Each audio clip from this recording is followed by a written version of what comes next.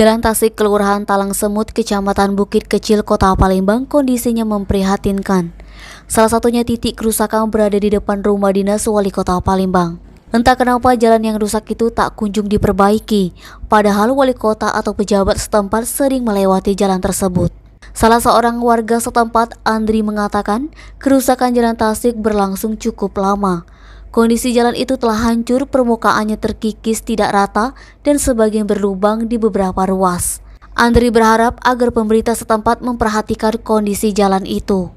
Menanggapi kerusakan jalan, Kepala Dinas PUPR Kota Palembang Ahmad Basari mengonfirmasi bahwa beberapa jalan di Kota Palembang memang dikonfirmasi rusak. Jalan rusak itu akan segera diupayakan proses perbaikan.